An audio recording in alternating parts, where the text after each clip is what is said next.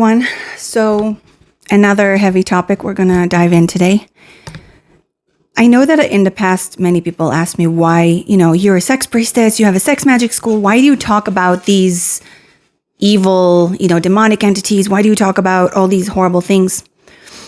People expect me, because I'm a spiritual teacher, to speak about fluffy things like Instagram things and, pretty things and things we can digest. That's not me. So if that's what you're looking for, please go somewhere else. I started my sex magic school first for the children, then for the animals, and then for all humankind. I served the Divine Mother. I served the Great Mother. I gave her my blood, my life, my voice, everything. The reason I speak so many years about pedophilia, demonic entities, I spoke about this so many times. I did a video many years ago, not many years ago, actually, it was a couple of years ago. I have no sense of time, guys, about Balenciaga, for example. And I speak about pedophilia and the dark demonic entities. And I speak about these things because if we do not truly understand what sex is and what magic is and what sex magic is, I have a sex magic school. This is why, hence, I'm speaking about this. We're never going to understand. If we're not going to understand the dark side of it, we're not going to understand the light side of it. We are being controlled by magic all the time. And if we don't understand what magic actually is, and this is why, by the way, the demonic forces always, they want you to be in the dark. They want you to not know what magic truly is. They want you to think it's all about Harry Potter and Instagram things. And, and cute little altars on, ceremonies and things like that. It's so much more than that. If we don't understand this power, we cannot use it and harness it for our own good and for the good of the world and children and our planet. So today, I want to say that, I want to start with, I'm choosing to speak about something deeply dark here from a deeply sacred place. It is a space between shadow and light, between horror and healing, and what we can actually do about it, especially those true light warriors of our time. So let me be clear about what this is not. This is not gossip. I do not care about the names on that list. I do not care which politician was photographed, which celebrity took the jet, which billionaire looked the other way. I don't care about that. That is on the surface. That is only on the surface. That is the distraction that they want you to be focused on. The media wants you focused on names and lists because names keep you entertained. They keep you outraged. They keep you passive. That's the main word here. They keep you passive, spiritually and physically. I am not interested in your passive outrage. I am interested in your fucking awakening. And this is what I'm going to talk about. And again, we cannot know what sex truly is if we don't actually understand also the very deep shadows of sex and sex magic and the sacred union, which is what I speak and what I teach. I am a sex priestess. I am not a fluffy sex priestess like you see on Instagram. So many women, after I started talking about sex priestess about 12 years ago on YouTube, all these girls started to come up with I'm a sex priestess, got millions of followers, have no idea what they're talking about. And I'm raged about it because it shows me it's not these girls. It shows me the state of the collective consciousness that human beings are. Human beings, most of us as a collective, most people do not want the truth. They want the fluffy, digestible, cute little, Instagram meme that they can kind of play with for a minute and then let it go. They don't want the truth. The actual truth is going to shock your system to the core. And that's why I'm not for everyone. And I'm okay with that. I came here to bring codes into this world for next generations, not even for the people right now. If you're watching, just know that you are a fucking special soul, especially those of you who've been watching me for a long time.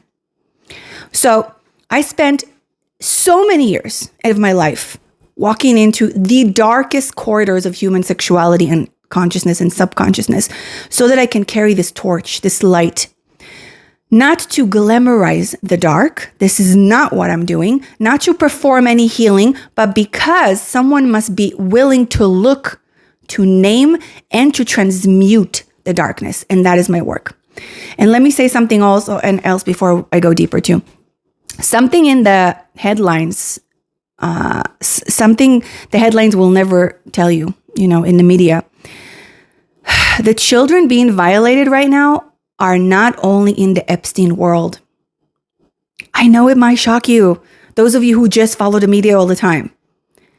But the Epstein world children, unfortunately, I say this with like a crying heart, they are such a small percentage of the children on this planet that are systematically used by evil human beings and demonic forces. So these Epstein children, those poor souls, they are in the basement. Like, I want to be clear. I'm sorry. When I do videos like that, I get really emotional and I have to just pause for a second sometimes. So there are a lot of other children. Unfortunately, again, I say this, I almost want to cry. I'm not going to cry this video. I'm going to hold myself. So many children are in basements of people's homes, are in mobile homes, in villages without internet all over the world, in homes with fathers who were never healed, in systems that were designed to funnel the vulnerable toward the predatory. Epstein is famous because he was rich and he dealt with a lot of famous people. The phenomenon that he represents is very ancient. It didn't start with him and it's not going to end with him, unfortunately, not yet. It's ancient, it's global, and it's fundamentally human. Do not let his name become a container that safely houses your fucking outrage so that you can feel like the problem is over there. It's only over there with these people, with Epstein, with these people. No. It's not only among the elites. This problem is everywhere and it's also around you everywhere. And it's always been here. And like I said, unfortunately, it's still going to remain for a while. So let's go a little bit beneath the horror. Number one, I want to talk about is the metaphysics of sexual energy. All right.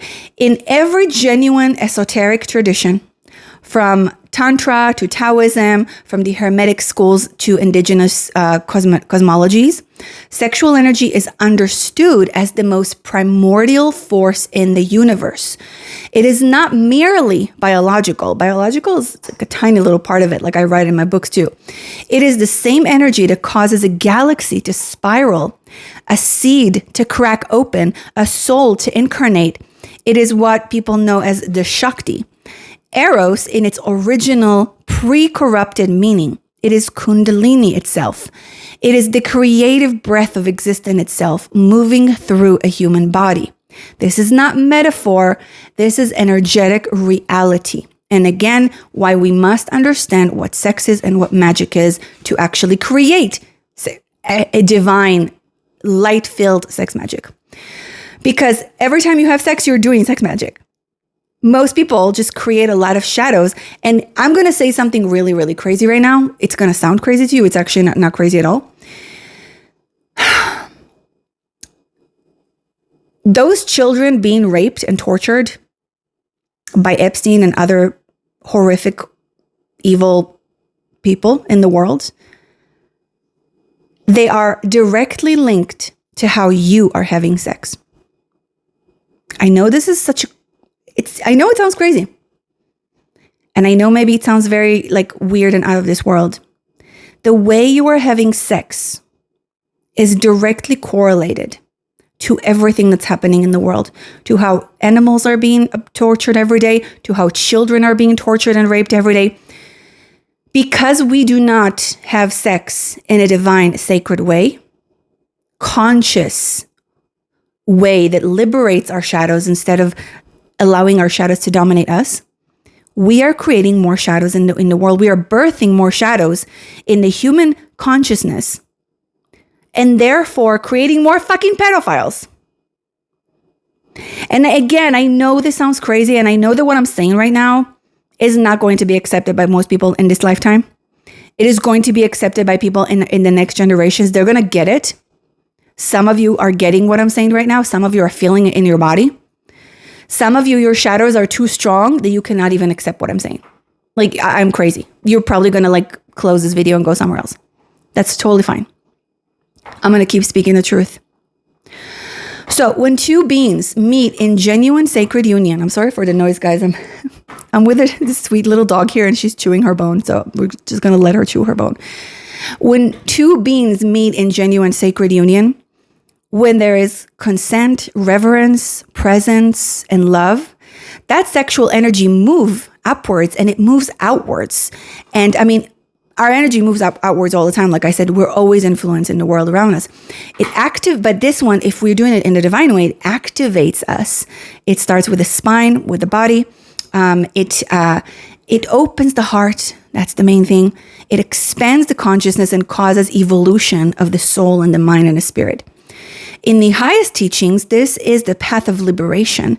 This is why the ancient encoded sexuality into their temples, into their rituals and their cosmologies. And I'm not talking about the priests of patriarchy that we know in our known history. I'm talking about the real fucking priestesses, which were all women. A real priestess cannot be a man. That's just the male priest of our age. They only came once the temple fell. And I write about it in my book, The Last Priestess, if you want to read about that, about King Solomon and how the real temple fell and how the dark forces began to take over men and the world kind of fell into shit with black magic. So again, you have to have a very open mind to read that book and a strong heart. It's called The Last Priestess. So because sex, when it is holy, it is a direct portal to source, to what I call the divine mother, because it is the great mother. It is the womb. We all come from the womb. We all going to return from the womb, both physically and spiritually. God is not a man. God is a woman. But here is the law that cannot be violated. Energy does not disappear, it transforms. When sexual energy is corrupted, when it is taken by force, when it is used as a weapon, like with children and with women, like with people who rape and use sex as a demonic way to destroy the feminine, to destroy the child innocence energy, and to take from it and to harness from it. Sorry, I lost my moment. So when it is taken by force and it's corrupted, and it's used as a weapon, when the sacred circuit between two sovereign beings is broken and replaced with dominance and submission, and especially with trauma, which is those people have to, what they do is they cause deep trauma. Watch my other videos about pedophilia. I have 2 videos about pedophilia YouTube took down years ago. They couldn't handle it. So that energy does not simply disappear, okay? It inverts, because energy never disappears. And that's why someone who does black magic, they don't create anything of their own. They use energy that's already there, but they invert it and they distort it to their own use. It becomes a wound that lives in the field, like just in the field around us. It becomes generational trauma. It becomes a karmic debt so fucking heavy that it alters the architecture of the soul. So many people didn't believe me when I said this when I was teaching amongst spiritual communities. Some souls, a lot of spiritual teachers and people really believe that a soul itself, it can never be destroyed, and every person, is divine in his soul essence, even like the worst person ever. I don't know. I never believed that. I know this to be true, and you don't have to believe me. I'm not here for you to believe everything I'm saying, but I'm telling you that some souls, they chose to go so deep into the dark and to serve the darkness so much, the shadows so much, that they lost their soul. You know that saying, like, sold your soul to the devil? It's not exactly like that, but a soul can be so corrupted and distorted to the point that it has to disappear. That it has to not exactly disappear, because nothing ever really disappears, but it's so hard to explain on the what I'm seeing on the etheric realm. It stops being a soul. It's not a soul anymore. It returns to source, and it dissolves and it melts, and it stops being even a soul. Because it can't, some people go so deep that they just can't go back. They can't evolve, and they can't cleanse, so to speak, or purify their soul at that point. So, and every person, actually that's not going to be true to say. Not every person that rapes a child, but some people, when they go again very deep into the demonic realm and do specific things to children over and over again, they've lost their soul. They don't have it. It's beyond karmic debt at that point. They owe so much debt to the universe, they're just gone.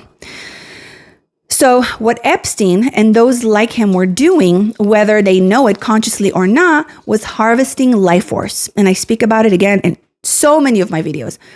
Children carry the highest vibrational innocence in the human spectrum. Their imagination is pure creative power. Those who understand even a distorted version of the universal law know this. The exploitation of children, especially in sex, is not only a crime in human laws, it is in its most intentional, ritualized form. It is an occult act. It is pure black magic ritual, an attempt to extract, to consume, to possess the most luminous energy available, and it is the greatest crime in universal laws and for one soul. Like I said, this is the greatest crime. I am not saying this to frighten you. I am saying this because you cannot fight what you cannot name. So we have to understand how black magic works in order for us to so-called fight it and elevate more light in the world and bring more light. Now, the second thing I want to talk about is the child as the sacred mirror. In metaphysics, the child represents the unmanifested, pure potential. The field before the collapse of the wave function. Children exist in a state of radical openness. Their nervous systems porous, their imagination unrestricted, their connection to the invisible world still intact. It's pure connection to the womb, pure connection to source. And that's, by the way, why dark magicians, when they need to use children, they specifically look for children that are in up until the age of, it will be, from their perspective, it's best for them to get a child up until the age of 7, because some of them go up until the age of 11 if it's a special child with special that emanates some sort of a special gift. And by the way, they love to find these children that have specific gifts and powers and are very pure. Just let me take a breath. It's really hard for me. You know, guys, the reason this is hard for me, one of the reasons this is hard for me, obviously, if you're a human being with a heart, this would be hard for you to listen to, but I've seen for many years visions. Since I was a child, I've seen visions, and I've heard voices of animals screaming in my head. I write about it in Sex Magic Evolution, my first book. And I've seen the actual images, visions of what is happening to children in black magic rituals. I just can't.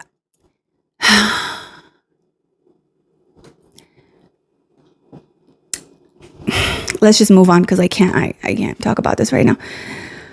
So this is why in almost every tradition, children are considered closest to the divine. The Christ child, right? The symbol of the Christ child, the divine infant, the alchemical child, the newborn Bodhisattva, the alchemical child. Like I said, alchemical child, I love to talk about it. I'm going to talk about it in another video. There is a reason that those who seek to dominate the world, who are addicted to power, who have saved themselves so completely from love, severed themselves so completely from love, that they must feed on what is outside them. There is a reason that they are drawn to the child energy, because in their darkness, they can sense what they have lost. And rather than heal what is lost, because that's hard work, it's not for everyone to actually heal, rather than do what's excruciating, humbling work of retrieving their own innocence and soul and actually evolve, they choose devolution.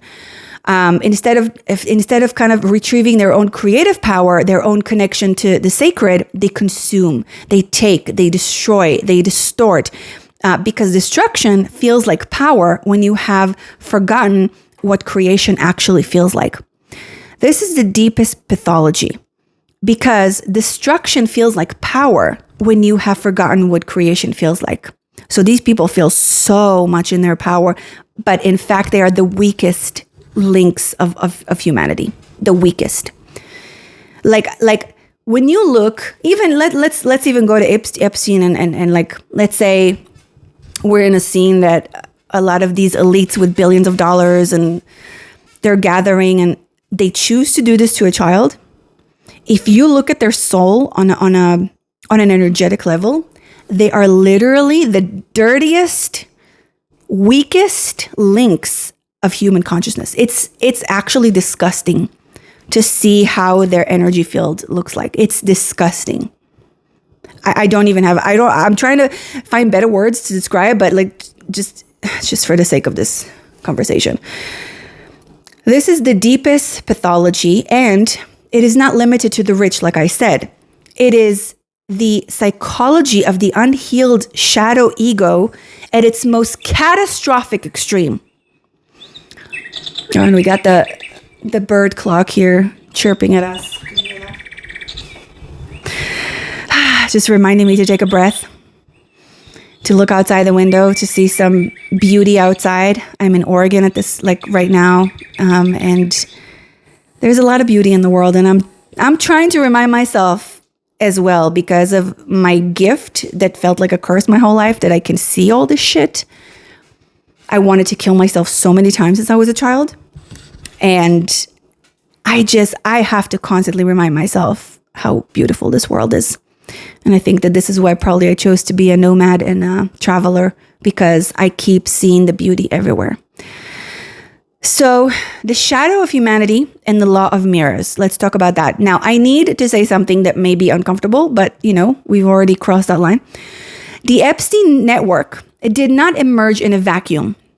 You have to understand this. It emerged from the world, from our world. Like I said, you right there, and me, and all of us are influencing what's happening in Epstein Island. And we're influencing what's happening all around the world, to people and to animals and to children, everything. A world that has systematically severed the sacred from the sexual for millennia. A world that turned the goddess into a whore. That criminalized pleasure while weaponizing desire. That buried the wisdom traditions that taught us how to hold sexual energy with reverence. A world that sells the body constantly in advertising, entertainment, social media, while simultaneously making authentic sexual education taboo. Like, how fucked up it is that my videos are being taken out of YouTube when I speak the truth about sex and pedophiles. I remember my first video about pedophiles. I spoke about you see what I'm speaking about. And it was taken down. And then I found a channel of an actual pedophile just going rampant on YouTube. This is where our world is, guys. We're not doing well as humanity. We're not doing well at all. We live in a civilization that is deeply confused about sex, and that confusion, that collective wound is the soil in which the most extreme distortions grow. And so, kind of to sum this up, stop eating animals. Return to sacred life, return to sacredness. Make sure everything you do, speak, say in your life is sacred, and have the highest intention with it. Speak truth. Do your shadow work. Look at your own shadows and demons all the fucking time and evolve. So in Jungian terms, you guys know I love Carl Jung. What we are witnessing is the collective shadow made visible. Carl Jung taught that the shadow is not merely personal, it is collective. Everything in a society represses, denies, refuses to integrate, accumulates in the shadow field, and the shadow, when it is not brought into consciousness with compassion and courage, erupts. It erupts in war, in addiction, in violence, in sexualized abuse of the most vulnerable. The Epstein files are not an aberration. They are a symptom. They are the boil on the surface of an infected wound that has been festering for a very long time. So yes, you should be fucking outraged. But let the outrage go deep, like really deep. Ask yourself, where in my own world, ask yourself this question, where in my own world do I normalize the objectification of another? Where do I look away from the violation of someone's sovereignty because it is inconvenient for me to see? And most human beings do that with animals. Same thing. It's the same thing.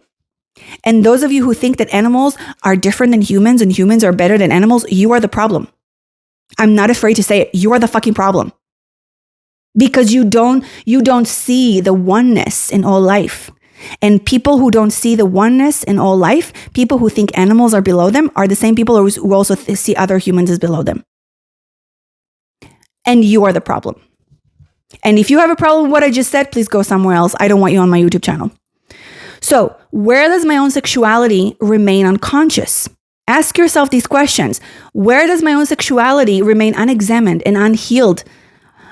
Where do I trade intimacy for transaction? Most people do that every day. Where do I use desire as control? These are not comfortable questions. They are necessary questions.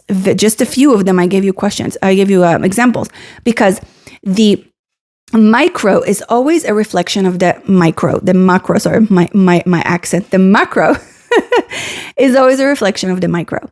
The world that produced Epstein is built from billions of individual choices to remain unconscious. So it is our responsibility, individually and collectively, to wake the fuck up. These children on the Epstein Island and all over the world that are suffering, it's because of us. Wake the fuck up. Now, let's talk about the feminine wound and the masculine collapse.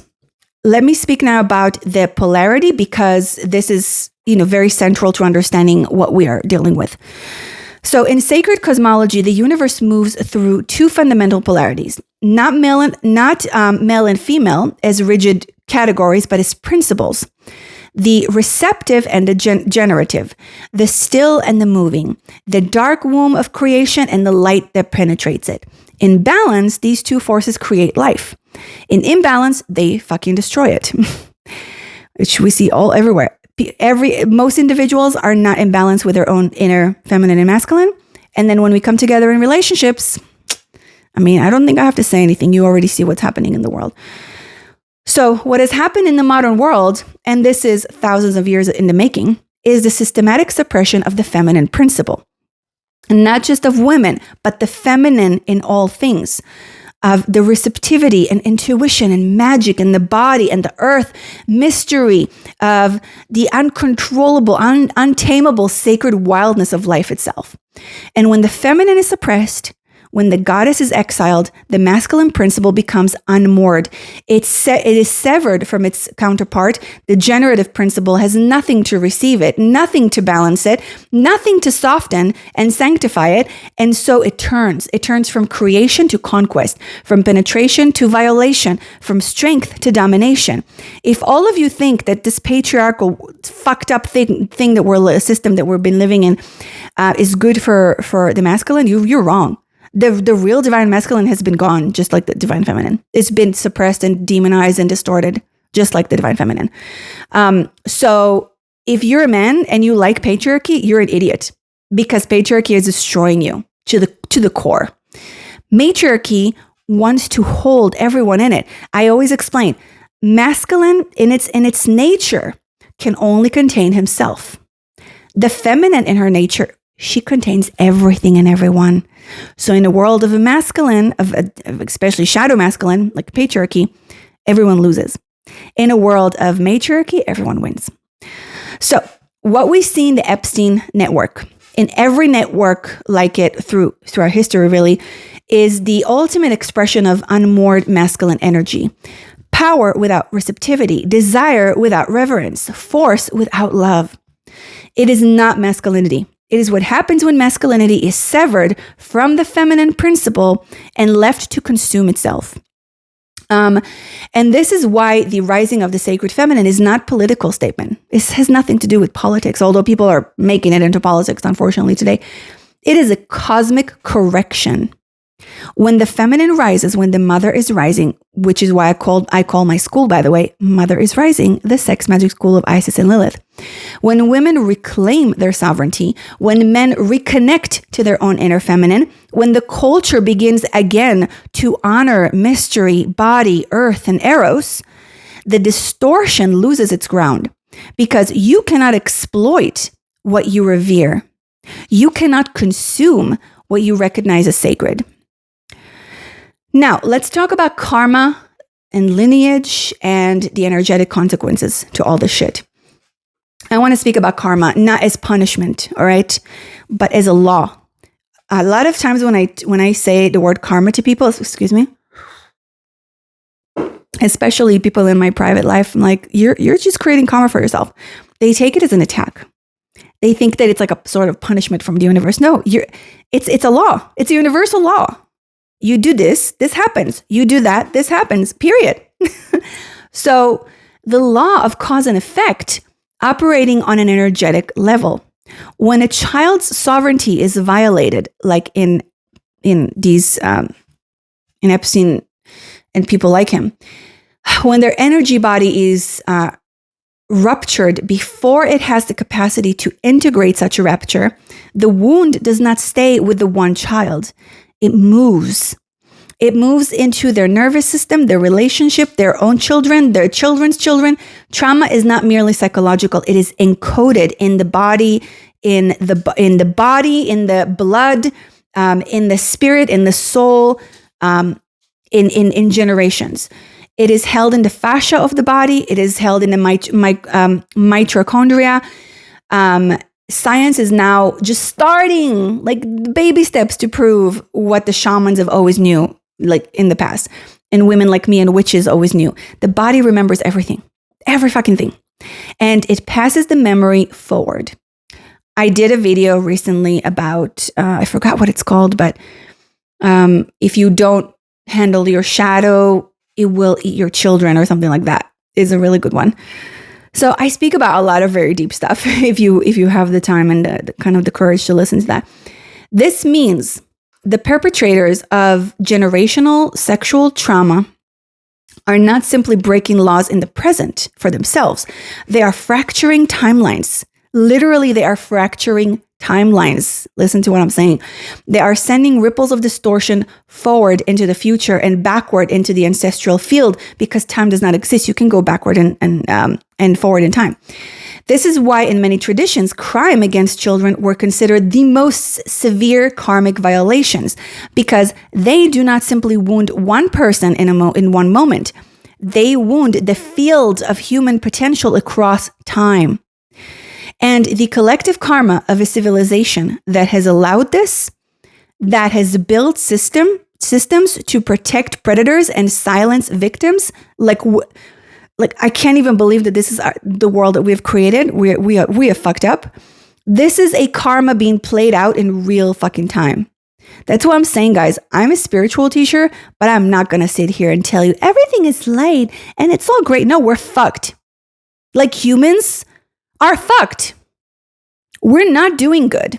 We fucked up big time, and we keep fucking up every day because you and you and you sitting there, and all of us sitting here making the wrong choices daily, creating more fucking karma, not feeling like we are one with everyone else.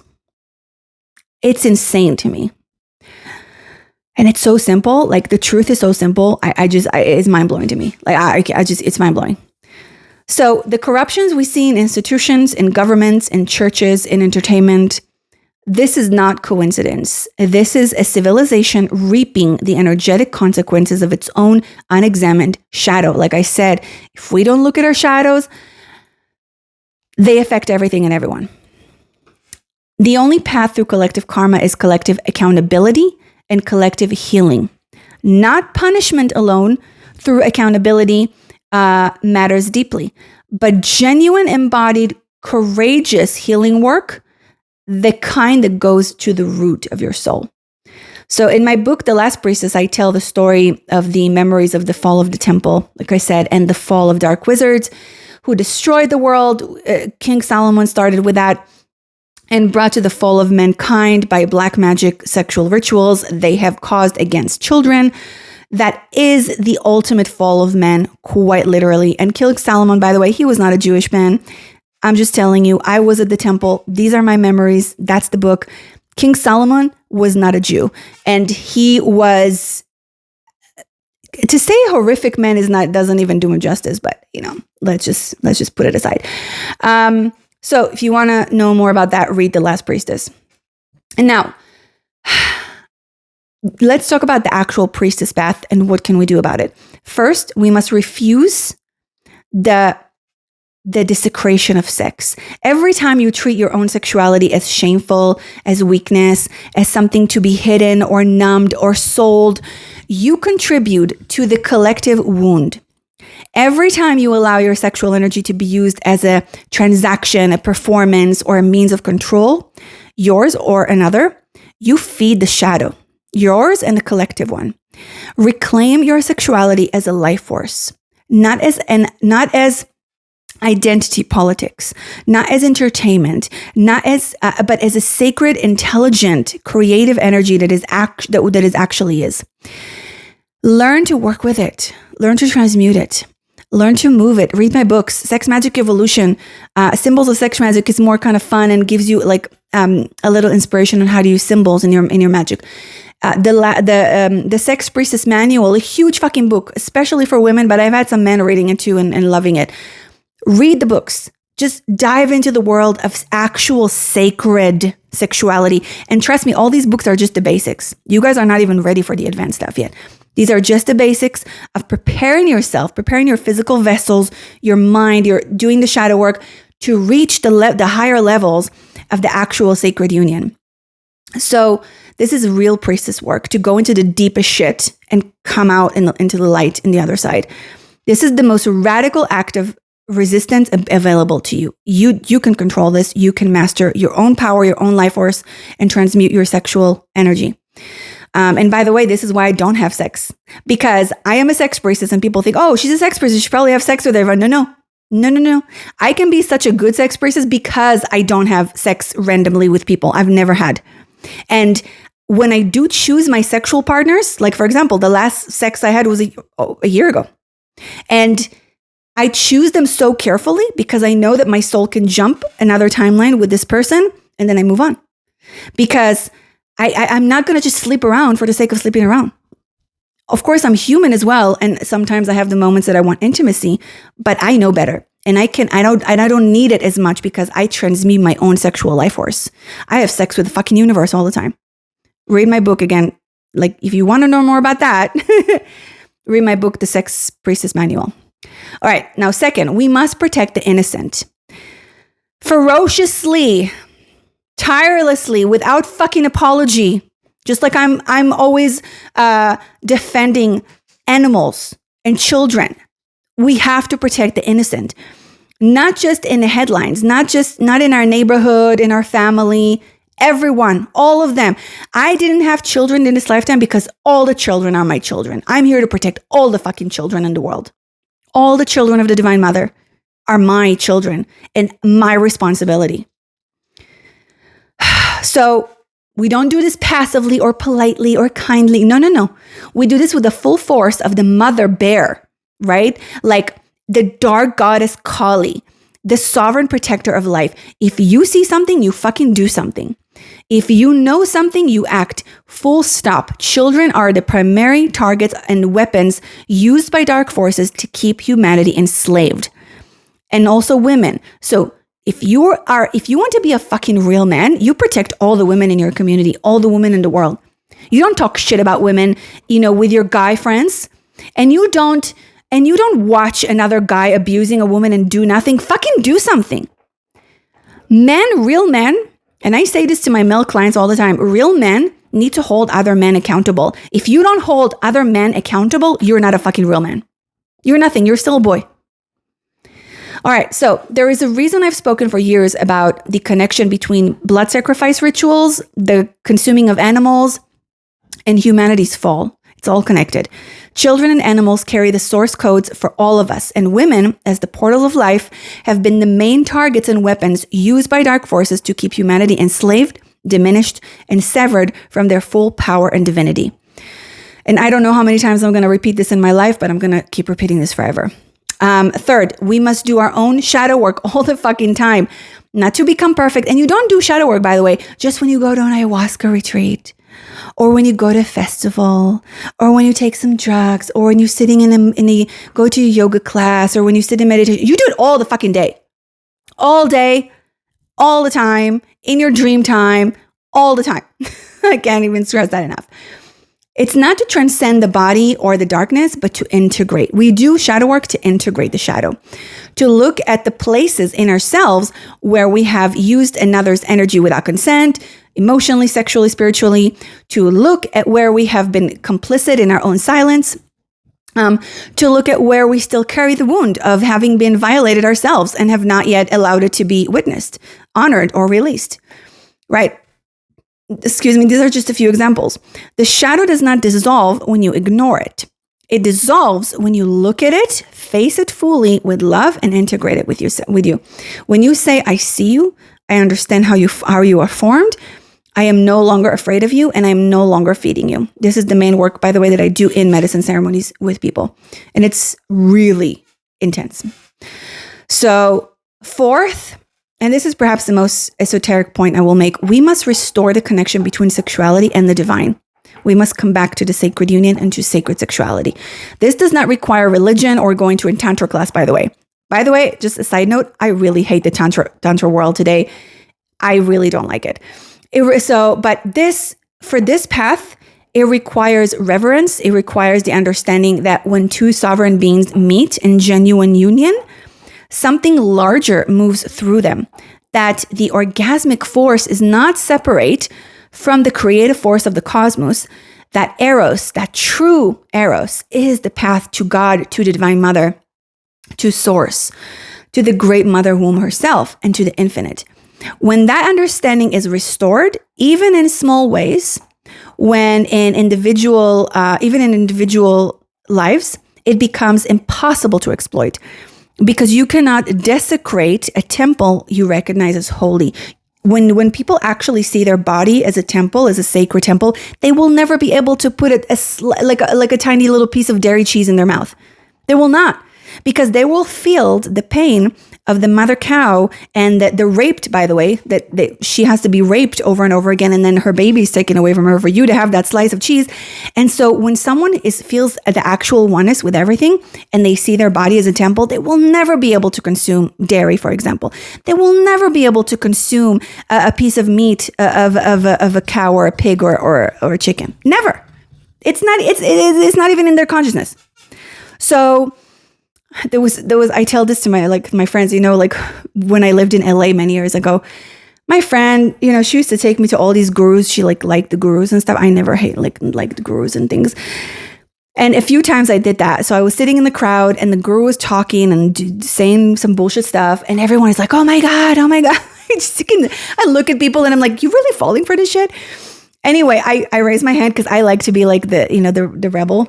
I raised my hand, and at some point, just like randomly, and I asked, and because I already see if a person eats animals or not, and I asked the guru, "Do you eat animals? Do you still eat animals?" Like, because usually they would talk about love and union and blah blah blah, unity, blah blah, and they would 90% of the time they would say yes, because I can see through their energy field, and I literally I get up from the chair and I would walk away, like with everyone watching me, because I'm like, no, you fucking grow up first, you evolve, and then you call yourself a guru. I'm not going to listen to this shit. So just a funny story for you guys for today. All right. So people keep treating cases like Epstein as shocking exceptions, as if something went terribly wrong in an otherwise functioning system. And really be honest, this is what's happening. But what if nothing went wrong, actually? What if this is exactly what unchecked power has always made possible? What when influence, money, and protection stack high enough? They don't just create success, they create access. Access to bodies, to silence, to impunity, In that environment, abuse doesn't need to hide, but it becomes easier to sustain.